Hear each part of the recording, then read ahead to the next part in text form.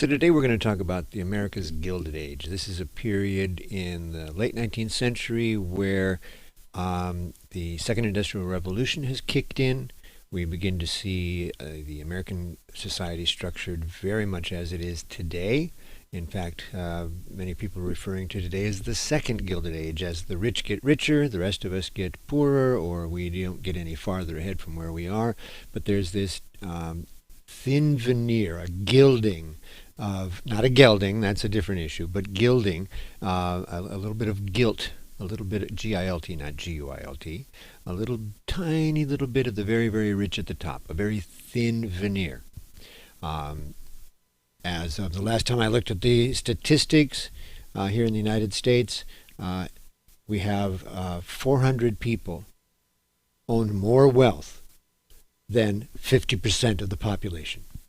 What you're looking at here is a political cartoon from the late 19th century, and you see up in the corner, up in your left-hand corner, you see peasants basically bringing tribute to the landlords under the feudal system, which was how most of Europe and Asia and some parts of Africa were structured prior to the modern age. And in the large part of the picture, ignoring the insert for a minute, you see the big monopolies or the trusts.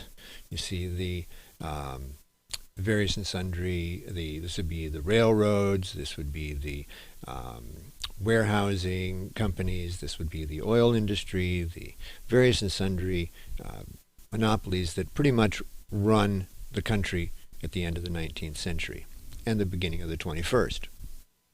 And here you see different people. You see middle-class people, the gentleman in the suit in the front. You see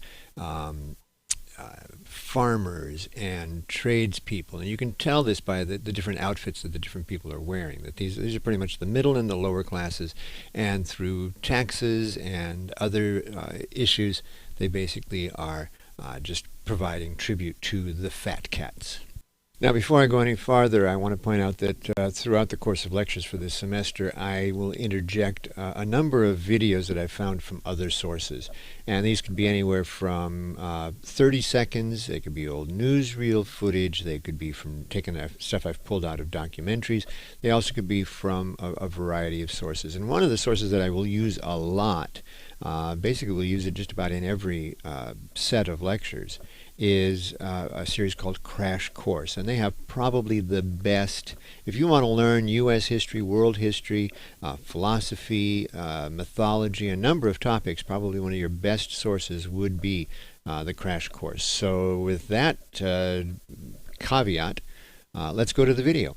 So the Gilded Age takes its name from a book by Mark Twain and Charles Dudley Warner that was called The Gilded Age, A Tale of Today. It was published in 1873, and it was not that successful. But while the Gilded Age conjures up visions of fancy parties and ostentatious displays of wealth, the book itself was about politics, and it gives a very negative appraisal of the state of American democracy at the time. Which shouldn't come as a huge surprise coming from Twain, whose comments about Congress included, "Suppose you were an idiot, and suppose you were a member of Congress." But I repeat myself. And also, it could probably be shown by facts and figures that there is no distinctly Native American criminal class except Congress. So when faced with the significant changes taking place in the American economy after the Civil War, America's political system, both nationally and locally, dealt with these problems in the best way possible, by becoming incredibly corrupt. So former House Speaker Tip O'Neill once famously said that all politics is local, and although that's not actually true, I am going to start with local politics today, specifically with one of America's greatest inventions, the urban political machine. So a political machine is basically an organization that works to win elections so that it can exercise power. The most famous political machine was New York City's Tammany Hall, which dominated Democratic Party politics in the late 19th century, survived until the 20th, and is keenly associated with corruption.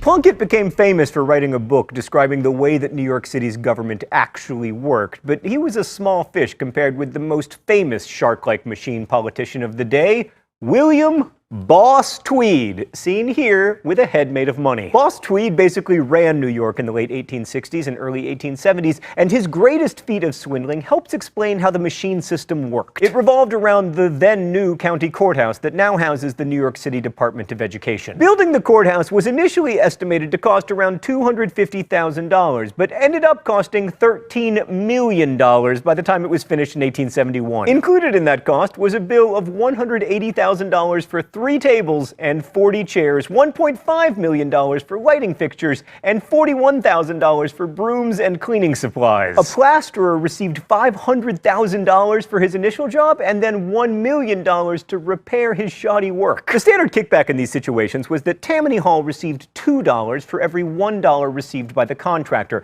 That may seem like a bad deal for contractors, but remember, that plasterer still got to keep $500,000, which is worth about $9 million in today's money. Now, of course, that makes it sound like political machines were pure evil, especially if you were a taxpayer footing the bill for that courthouse. But machines also provided valuable services to immigrants and other poor people in cities. As Plunkett explained, Tammany could help families in need. I don't ask whether they are Republicans or Democrats, and I don't refer them to the Charity Organization Society, which would investigate their case in a month or two and decide they were worthy of help about the time they are dead from starvation. I just get quarters for them, buy clothes for them if their clothes were burned up, and fix them up until they get things running again. In return for this help, Tammany expected votes so that they could stay in power. Staying in power meant control of city jobs as well as city contracts. Plunkett claimed to know every big employer in the district, and in the whole city for that matter, and they ain't in the habit of saying no to me when I ask them for a job. But with all the corruption, sometimes even that wasn't enough. Fortunately, Tammany politicians could always fall back on fraud. Tammany found bearded men to vote, then took them to the barber to shave off the beard, but left the mustache so that they could vote a second time, and then they would shave off the stash so they could vote for a third. And then, of course, there was always violence and intimidation. By the end of the century, a Tammany regular lamented the good old days when, quote, "It was wonderful to see my men slug the opposition to preserve the sanctity of the ballot." But corruption wasn't limited to big cities like New York and Chicago. Some of the biggest boondoggles involved the United States Congress and the executive branch under President Ulysses Grant. The first big scandal, dubbed the King of Frauds by the New York Sun, involved Credit Mobilier, the construction company that did most of the road building for the Union Pacific Railroad. This two-pronged accusation involved first overcharging the public for construction costs and siphoning off profits to Credit Mobilier, and second, bribery of congressmen. Now, this second charge was, of course, much juicier and also more partisan because only Republican congressmen, including the Speaker of the House,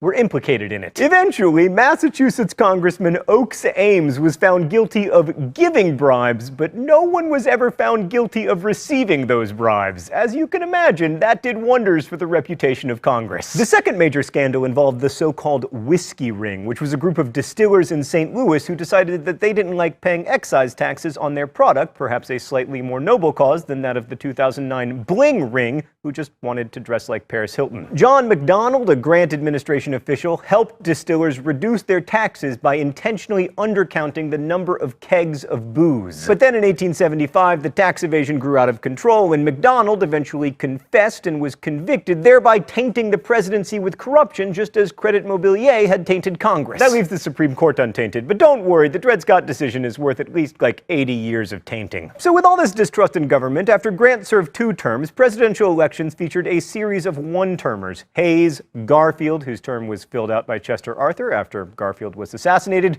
Cleveland, Benjamin Harrison, and then Cleveland again, McKinley, who was elected twice, but then he was assassinated. As for their parties, Gilded Age Republicans favored high tariffs, low government spending, paying off national debt, and reducing the amount of paper money, or greenbacks, in circulation. Democrats opposed the tariffs and were often linked to New York bankers and financiers. In short, both parties were pro-business, but they were pro-different businesses. Despite that and the widespread corruption, some national reform legislation actually did get passed in the Gilded Age. The Civil Service Act of 1883, prompted by Garfield's assassination by a disgruntled office seeker, created a merit system for 10% of federal employees who were chosen by competitive examination rather than political favoritism. But this had an unintended effect. It made American politicians much more dependent on donations from big businesses, rather than small donations from grateful political appointees. But, nice idea. And then in 1890, the Sherman Antitrust Act forbade combinations and practices that restrained trade. But again, it was almost impossible to enforce this against the monopolies like U.S. Steel. More often, it was used against labor unions, which were seen to restrain trade in their radical lobbying for,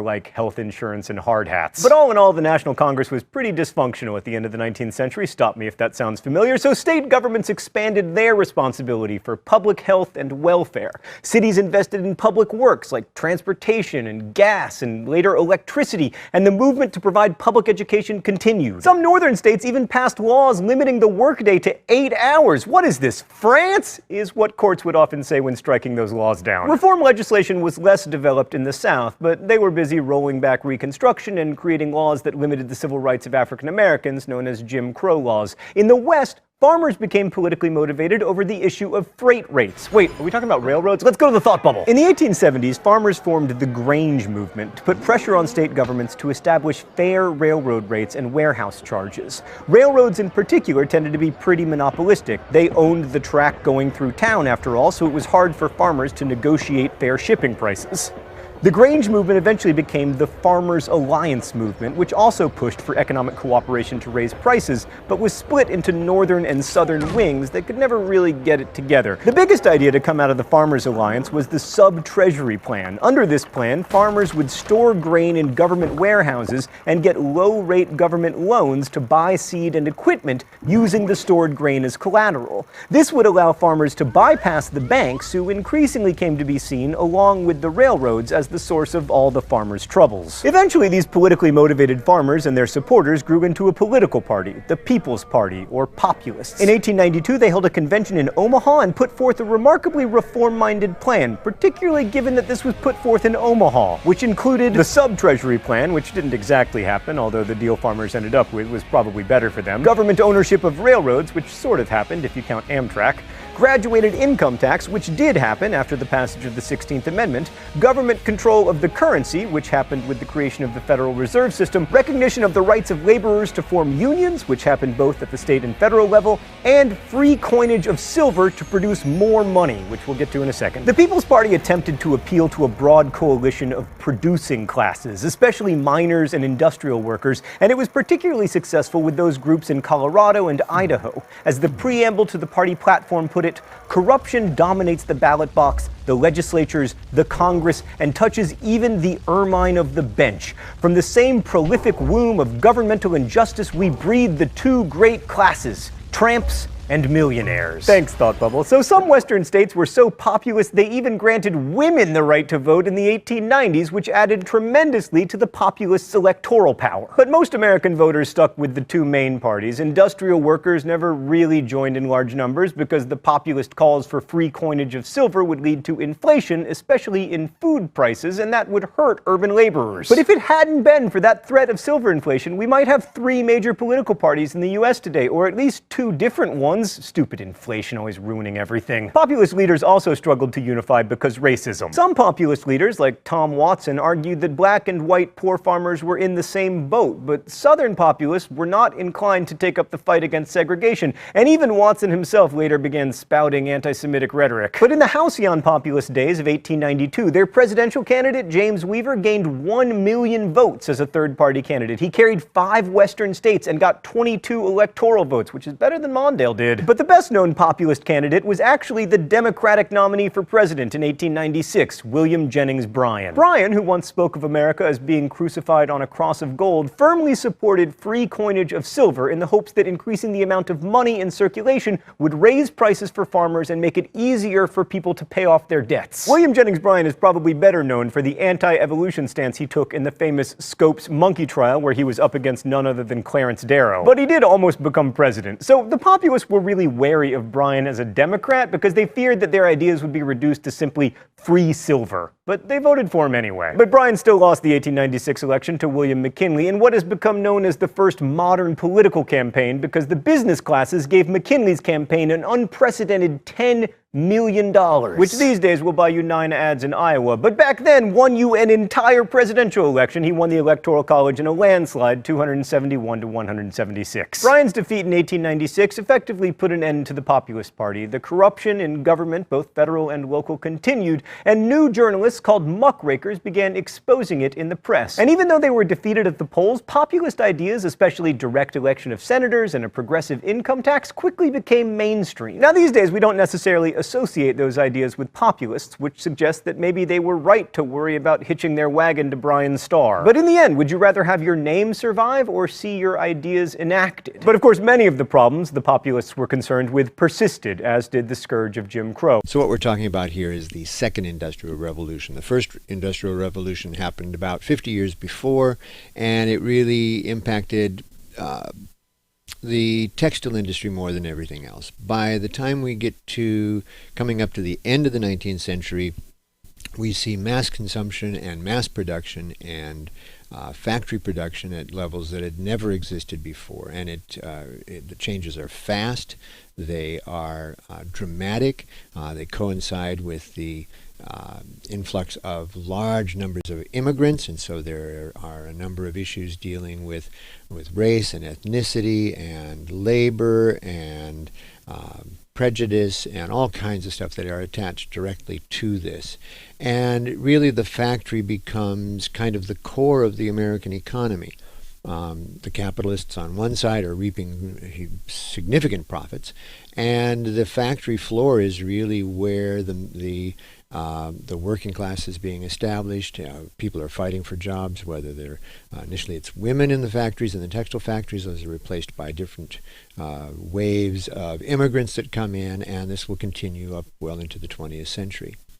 And the city becomes the primary location for these new wage earners. And people have gone at this particular period from a life in which people could control their lives. If you were a skilled craftsperson in the first half of the 19th century or any time before that, you controlled your own world. You produced what you wanted to produce, the way you wanted to produce it. You made money if you were successful, and you didn't make money if you weren't.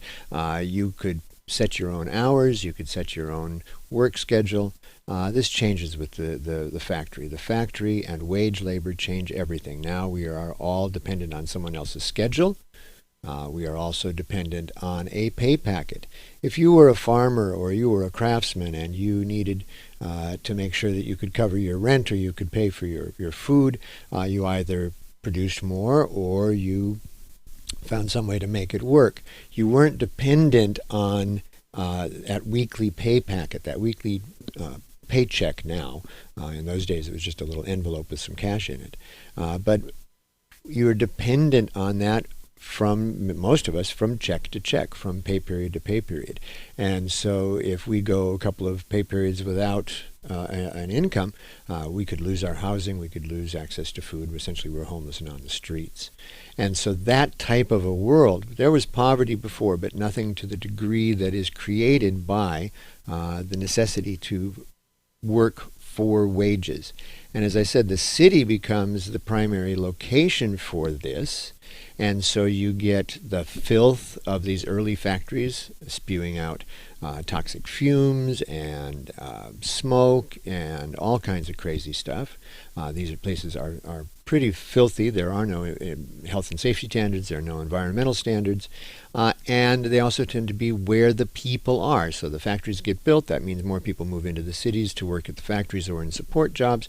And then, of course, that means that the cities become more crowded. People are living paycheck to paycheck, and you get really the first big wave of urban poverty. And we see this primarily in places like New York, Chicago, Pittsburgh, later Minneapolis, and Cincinnati, other cities like that throughout the eastern seaboard and the eastern part of the Midwest. These tend to be single industry cities. For example, Pittsburgh is steel, Chicago is meat packing, and different industries kind of focus on specific communities. So you often will have Let's take for Chicago, for example. It's not just one factory or one company that's processing meat there. There are several, and it also becomes a big rail hub because the meat comes in and the processed meat goes out. And so the fact that you have labor that can do the cutting, maybe they worked for Armour for 6 months, now they're working for Hormel, they don't have to be retrained. And so this is why often these cities will focus on specific industries. With the rise of the industrial world, steam engine's a steam engine, whether it's running a factory or whether it's pushing a boat or whether it's driving a train. And we built, during the middle section of the 19th century, right through the Civil War, we built railroads from coast to coast. And this allowed for eastern markets for Western goods, which primarily tended to be raw materials, and Western markets for Eastern goods, which tended to be finished goods. And it was the railroad that linked all of this together. And we, for the first time, really start to see national brands. We see chains, which is a chain is where maybe I own the local store, but I buy the rights to use a national brand. And so Ace Hardware is one of the first ones, or one of the best examples of this, and one of the first ones. And this allows for local merchants to have brand recognition that goes across the entire country. And so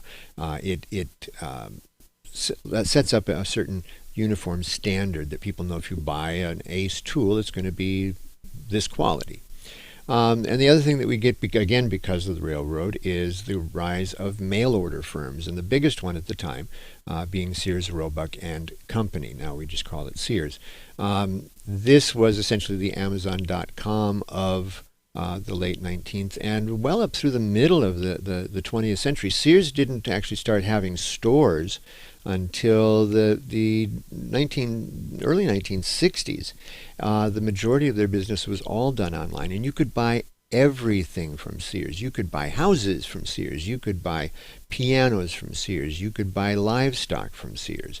If it existed, you could get it through places like Sears, National Ballast Hess, J.C. Penney was a mail order at one time. So was Montgomery Ward, and there were other large companies that focused on distributing goods all over the country because of the ability to do so with the combination of the railroads and the telegraph.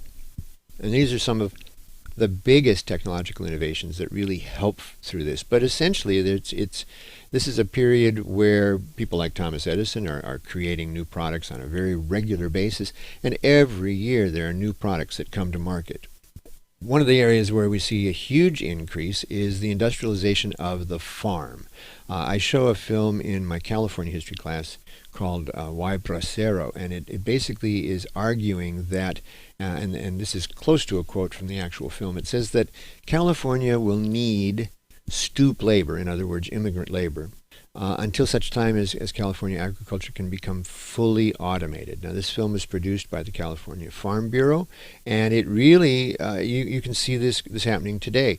One of the reasons why almonds, which is a hugely intensive crop as far as its use of resources, it literally just sucks water out of the ground. They're having to drill these deep wells and put on high-pressure pumps, which is draining the wells in East Porterville and Fairmead and Teviston and other places. Residential wells are drying up because of the need for water for these almonds. But the reason that they're doing it is because it only takes 3 guys to harvest an entire orchard. A shaker and 2 guys on rakes, and you can do your harvest, as opposed to 60 or 70 people needed to pick tomatoes or some other crop. And so here you can see this is an advertisement for McCormick. Of course, McCormick invents the first reaper, but here you see binders, mowers, rakes, reapers, corn harvesters, huskers, shredders, etc. In other words, the beginnings of industrialization of the field. And this continues right up through to today. Another major change is the introduction of electric light, and this is from the Chicago World's Fair in the 1890s. This is a Columbian Exposition, and no one had ever seen this before. This is essentially a small city. If you've ever been to a World's Fair, they are quite large. This is essentially a small city illuminated like the daytime, but at night. And no one had ever seen this before. This was a world that was used to gas lamps and candles, and electric light was something brand new. And it really kicks off this excitement going into the 20th century that just about anything is possible. One of the things that we begin to see at this particular point in the Industrial Revolution is the rise of consolidation. This is an attempt by large companies to consolidate not only their manufacturing, but also their distribution and their supply chains, all into, if they can, under the control of as few entities as possible. And we see this with pools, which is where companies will get together. They're still competing in the marketplace, but they are buying goods together, or they are working together on producing products that may appear to compete in the market, but actually aren't. We see trusts, again, where various companies be pulled together. Mergers, of course, we see this continue today. We're down to about 5 or 6 companies that almost produce everything that we see day to day. And we see those companies even getting smaller. With right now, I think it's Warner Brothers and AT&T wish to merge. I think that's what it is. And this would bring down even more the number of voices that control the majority of production and distribution in the world. And as this period goes on, as the rich get richer, as the poor kind of stay where they are, the middle class kind of doesn't really grow a whole lot, there is volatility in the marketplace.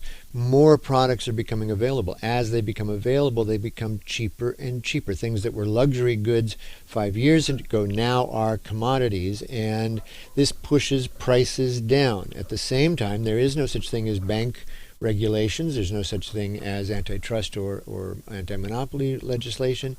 And so one of the things that we end up with is a situation where a lot of money is lent to a lot of companies with not always the ability to pay back. Also, farmers have been getting large amounts of loans, and that doesn't necessarily mean that they can pay those back. And as there is downward pressure on prices, this pushes profits down, often below the cost of the goods sold. And we have a 20-year, one of the first Great Depressions. We have several Great Depressions in this country: 1830, 1850, 1873, all the way up through 1897. And we see these crises being addressed in various ways. Normally, as we did in 2007, we do it by bailing out the businesses and leaving the individuals to struggle.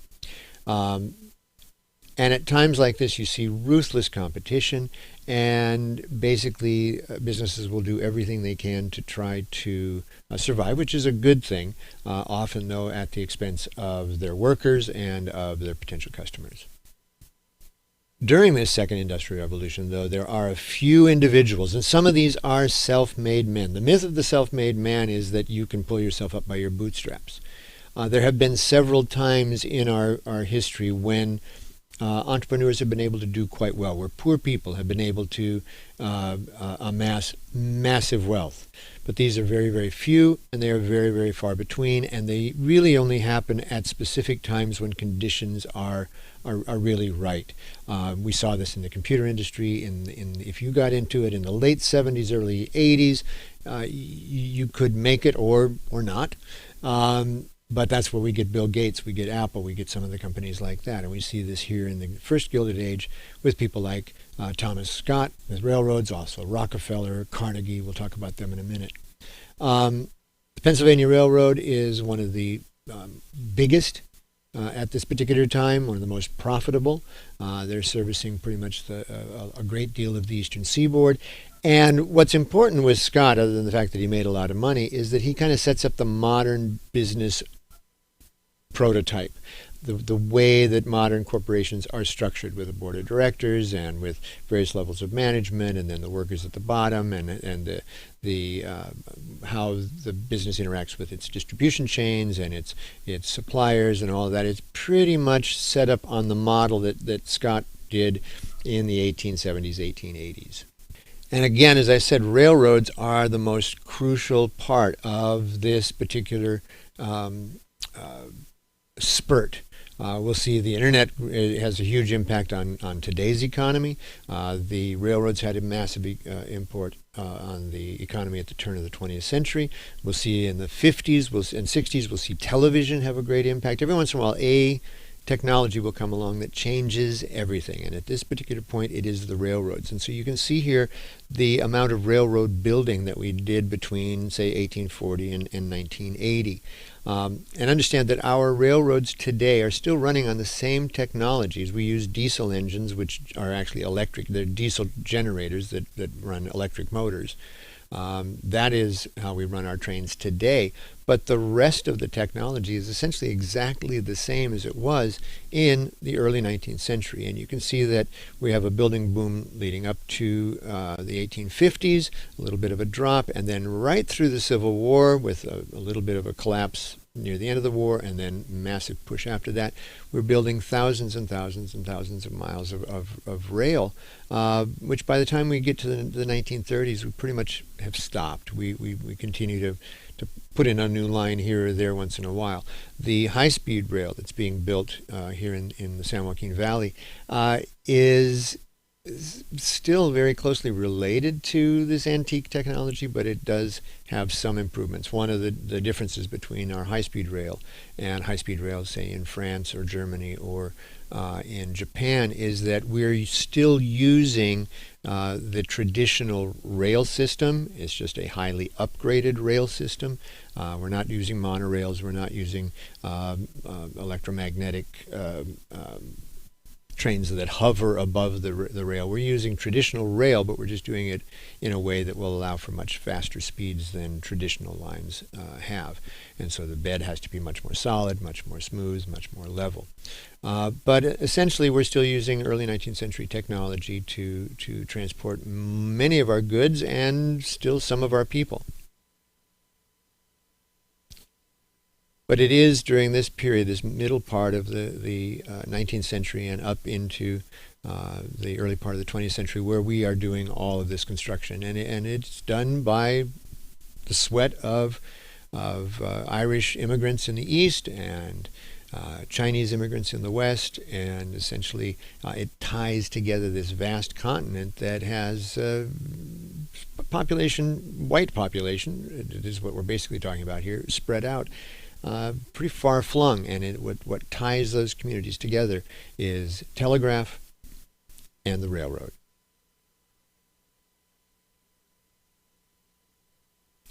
And so just so that you can see how extensive this is, we're talking about the major railroads that are established in the by 1880.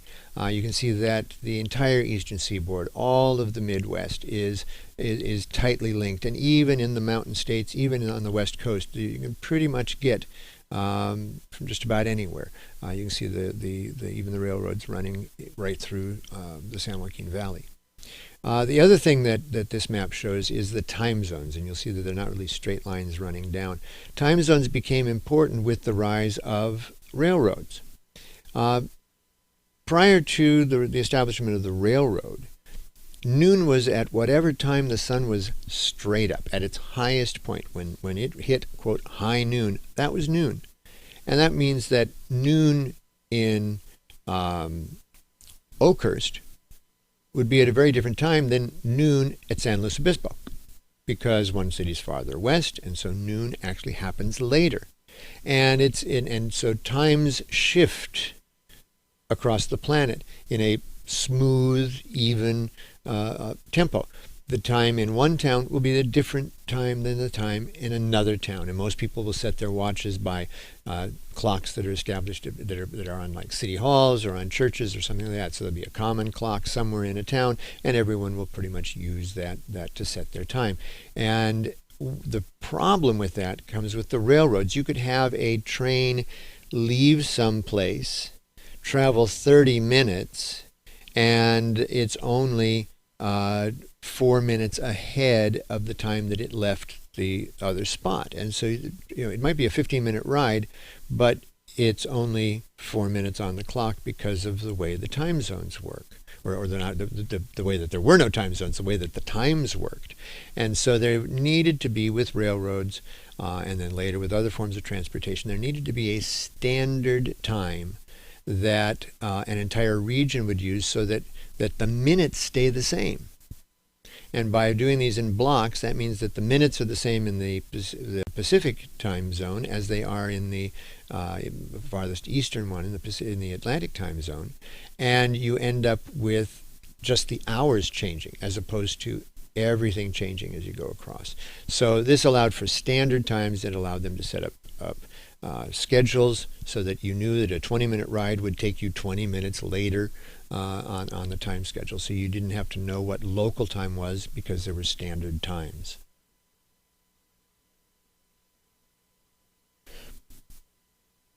So let's go back to our industrial giants, or our robber barons, whichever you want to call them. The next one I want to talk about just briefly is Andrew Carnegie. He really is one of those self-made men. And he believed in vertical integration, and he really he bought up every steel processor he could find, every plant, every other company. He bought the resources in the ground. He tried to get as much as he could across the board. He also ran his businesses with an iron fist. He made the decisions. It very seldom was done by management. He pretty much made the decisions from top to bottom. And because he came from a more humble background, as he got older, he became more philanthropic. He began to use his wealth in a variety of ways. And one of the ways that he did that was by giving money for endowments and grants and the construction of libraries and museums and all kinds of stuff. And so, here in the Valley, Hanford, by the way, has a museum that actually sits in what was known as the Carnegie Library. When I was in junior high, that was still the library in Hanford. And then between about the time I started high school, they built a new library a couple blocks away, and that's the library that's there now. But there's a lovely old building known as the Carnegie Building, which houses the Kings County Museum. But that was built by money given by Carnegie, and you see that all over the place. And they would set up foundations. This is why many eastern cities have these amazing museums and opera companies and things like that, because people like Carnegie and Rockefeller, they set up these endowments, put $1 million in the bank and let it earn interest. And then things like the Cleveland Symphony has money for their productions today, because for over 100 years there has been money sitting in an account that has given them money to survive. This is why places like Fresno don't have museums, even though we're a larger city than Cleveland, for example. We don't have the Cleveland Symphony. We don't have the Cleveland Museum of Natural History, these important cultural things. We don't have them because nobody set up a foundation 100 years ago for them to live off the money. They're trying in the 21st century to survive on 20th century earnings rather than living off of the interest of 19th century donations. Here's rare film of Andrew Carnegie, Center, when once poor immigrant had become famed millionaire philanthropist. Among his many monuments, more than 2,000 public libraries.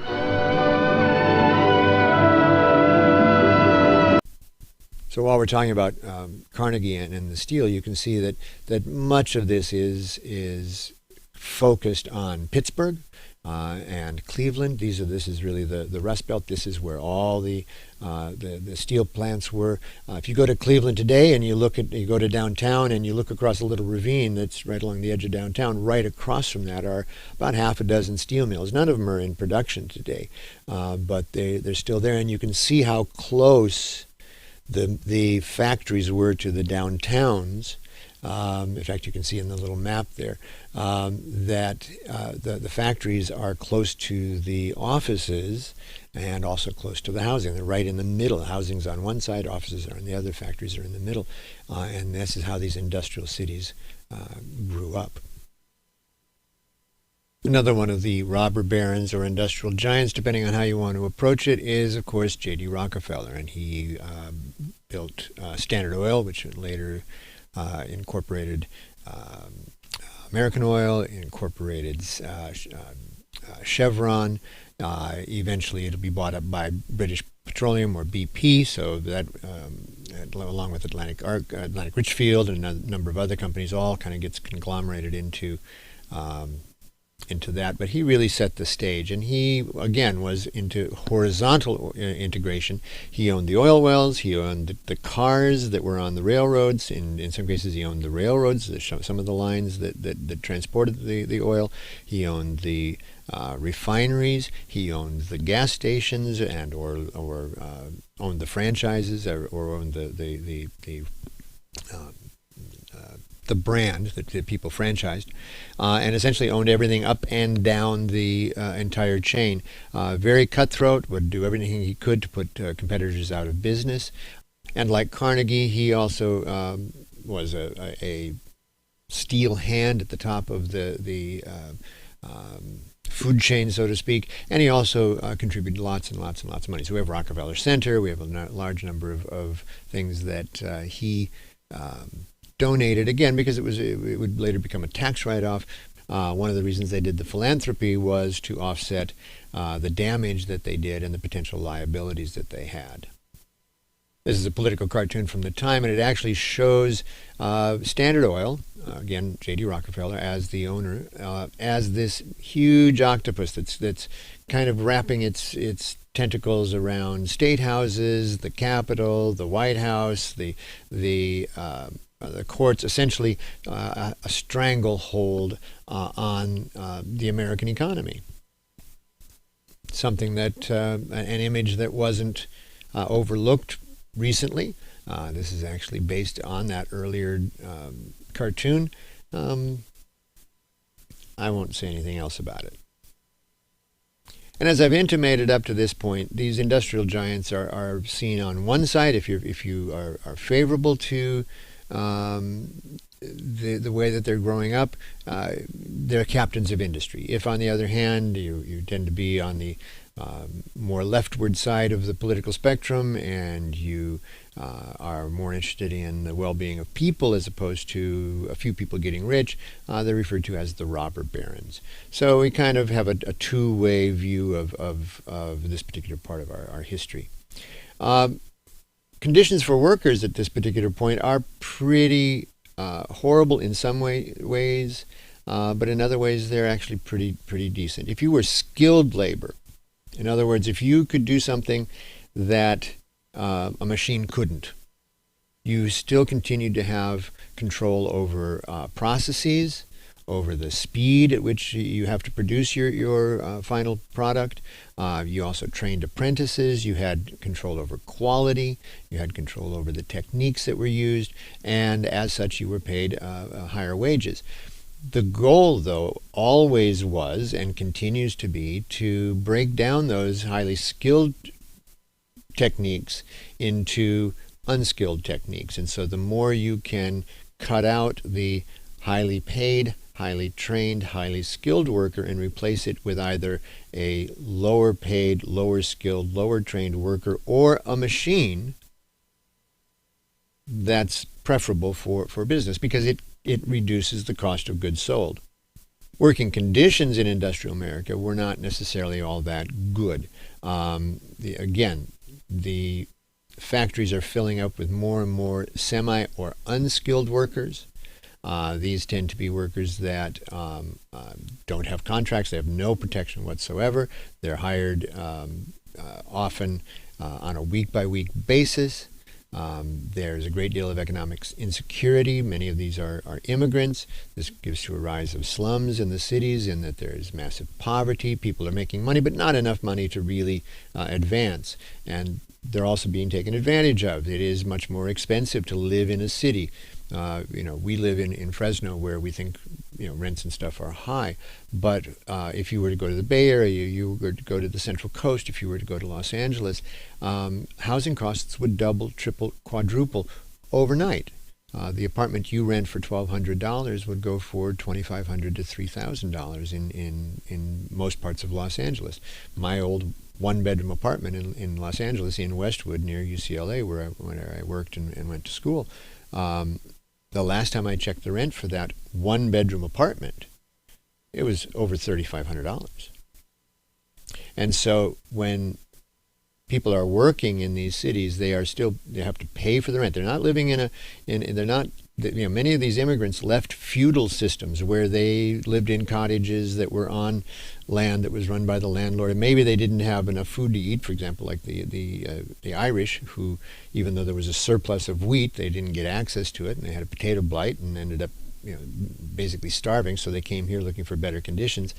And they made wages, but they often ended up living in these extremely poor conditions because costs were high, space was limited, and there was no regulation. If you could build it, if it didn't fall down, people would rent it. If it fell down, then you build a new one. And so there's a great deal of economic insecurity. There was always someone, a new immigrant, that was willing to take your job for less money. The working conditions were often highly dangerous. These machines weren't built with safety in mind. They were built with efficiency in mind. There were no restrictions. If you lost an arm, you lost an arm. If you lost a finger, you lost a finger. It really didn't matter. And because there was such a willing and available workforce, really collective action, unionizing, collective bargaining wasn't really an option. There were always other people who would do the job, no matter how dangerous, for less. And really this spreads throughout all of our urban centers at this particular point of our history. Massive poverty, things that you would look at today and go, that couldn't possibly have been America during the Gilded Age. But even at the time, they were well aware of the discrepancies, of that divide between the haves and the have-nots, that inequality, that economic inequality that it marks the period then and marks the period again now. And so the city is, again, a perfect place to see these things. So you see in places like New York, you see the rise of urban middle-class neighborhoods, because you also see the rise of the urban middle class. There's a reason why some people are referred to as white-collar workers and others are referred to as blue-collar workers. Blue-collar workers wear blue collars because the sweat, the grime, the grit, the dirt doesn't show as much on a blue collar.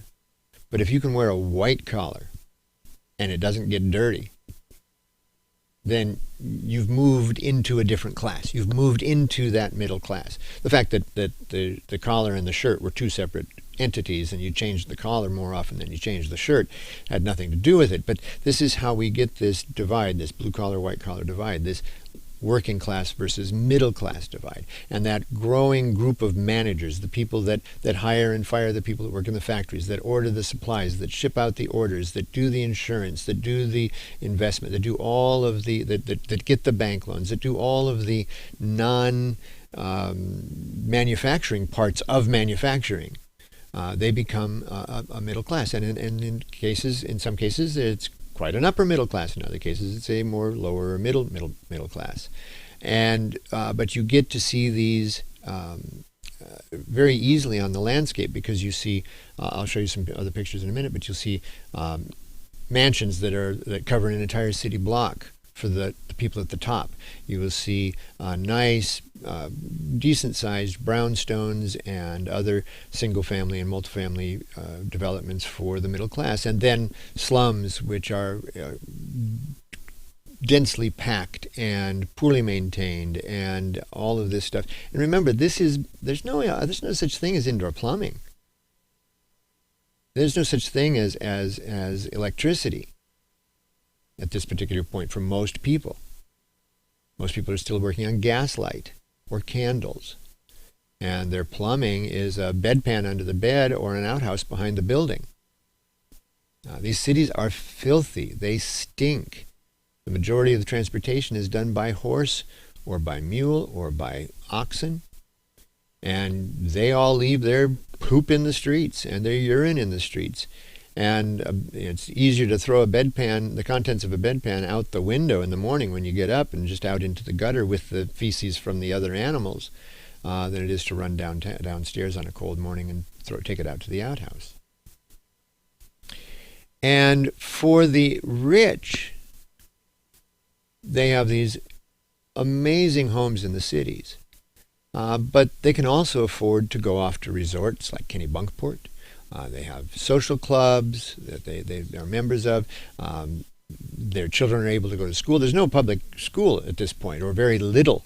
And there's no compulsory education. Most people do not go to school at this particular point. But if you can afford, especially if you can afford to send your children to a private school, getting them the best education, that keeps them educated, that keeps them in a position where they will remain in the middle and upper classes. This is also the period we get the term conspicuous consumption, and Mr. Velbin, Thorstein Velbin, is actually the one that coins this phrase, and he puts it on those, especially in the middle class. The people that are rich don't have to show that they're rich, or don't have to show that they're economically stable.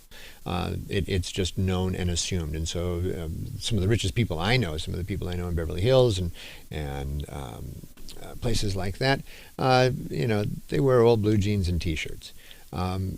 It is the ones that are trying to get into that upper class, that are trying to take on the accoutrement of the very, very wealthy, that consume so that their neighbors can see this. This becomes a huge thing in the middle class. There are books and magazines that focus on how do you properly become a member of the middle class.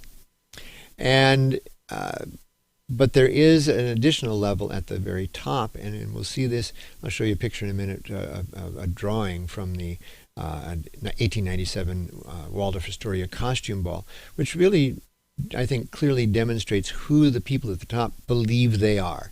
They really believe that they are an aristocracy, a permanent aristocracy, which is what they tried to establish, is what they're trying to establish again today. But this is all done in the open. This is all done where everybody can see it. And we begin to see people discussing the haves and the have-nots. This discrepancy between the 1% and the rest. And there are two books. I should italicize the titles of those. There are two books that are written at the time that clearly illustrate this, and they're very popular. They sell lots and lots of copies, and it begins to bring attention to these issues. And the first is Matthew Smith's Sunshine and Shadow. The cover for that book is here on the screen, and the other one is Jacob Riis's How the Other Half Lives.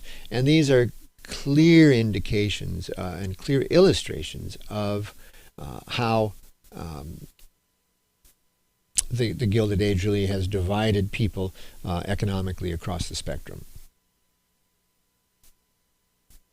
This is that picture from the Astoria ball that I was talking about. And you can see that essentially these are the wealthy going to a costume ball. This is not in the 17th century, which is how they're dressed, or the 18th century. This is the late 19th, almost the 20th century, and they are mimicking the French aristocracy, which is how they viewed themselves. And that pretty much wraps up part one of the Second Industrial Revolution and the America's Gilded Age. Thanks for spending the time, and we'll see you again in part two.